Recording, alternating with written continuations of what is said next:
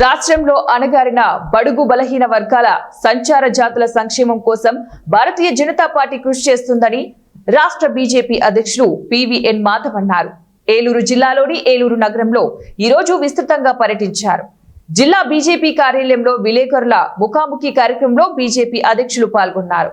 ఈ సందర్భంగా మాధవ్ మాట్లాడుతూ ఆంధ్రప్రదేశ్ రాష్ట్రంలో 20 జిల్లాలు తిరిగి బీజేపీని బలోపేతం చేస్తూ ఈ రోజు 21వ జిల్లాగా ఏలూరులో పర్యటించారన్నారు. రాష్ట్ర వ్యాప్తంగా సంచార జాతుల వారిని కలుసుకుని వారి కష్ట సుఖాలు తెలుసుకుంటూ వారి అభివృద్ధికి పాటుపడే విధంగా బీజేపీ ముందడుగు వేసిందన్నారు. రాష్ట్రంలో బీజేపీ పార్టీ బలోపేతం అయిందన్న ధీమా వ్యక్తం చేశారు. ప్రధానమంత్రి మోదీ నాయకత్వంలో రాష్ట్రంలో రహదారుల నిర్మాణం, అదేవిధంగా ప్రజా సంక్షేమం కోసం ఎన్నో పథకాలు ఏర్పాటు చేశారని తెలిపారు.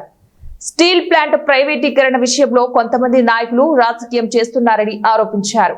మోడీ ప్రభుత్వం పబ్లిక్ సెక్టార్ల విషయంలో పూర్తి స్థాయిలో న్యాయం జరిగే విధంగా అన్ని చర్యలు తీసుకుంటున్నామన్నారు. సంచార జాతులు ఎవరైతే ఉన్నారో వాళ్ళ పట్ల మనకి ఒక అవగాహన పెరగాలి. వాళ్ళకి అనేక రకాల రాయితీలు, సేవలు, సంక్షేమ కార్యక్రమాలు చేయొచ్చు. కానీ మనమందరం కూడా వాళ్ళు గుర్తించాలనే ఒక ఆలోచనతో మొన్న మేము స్ఫూర్తి అని చెప్పి సంచార జాతులు, సదాచార వారసులు, సాంస్కృతిక వారధులు అని చెప్పి ఒక టైటిల్తో కార్యక్రమం చేయడం జరిగింది. మొత్తం రాష్ట్రంలో ఉన్న 36 సంచార జాతులు కలవటం జరిగింది. వాళ్ళందరినీ ఆ కార్యక్రమానికి పిలవటం జరిగింది. మంచి జనరంజకంగా కార్యక్రమం జరిగింది. వాళ్ళ కళలన్నీ కూడా ప్రదర్శన చేయడం జరిగింది.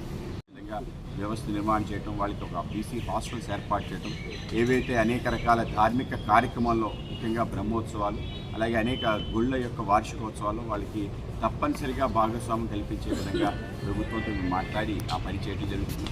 ఈ వర్గాలందరినీ గుర్తించి వాళ్ళకి రావాల్సిన ఏవైతే హక్కులు ఉన్నాయో వాటిని కలిగించే ప్రయత్నం భారతీయ జనతా పార్టీ చేస్తుంది. ఆ విధంగానే మన ట్రైబల్ సంబంధించిన పీటీజీలు ఎవరైతే ఉన్నారో, ప్రిమిటివ్ ట్రైబల్ గ్రూప్స్ ఉన్నారో వాళ్ళకు కూడా ఆసరా ఇచ్చే విధంగా ప్రయత్నం చేస్తుంటారు.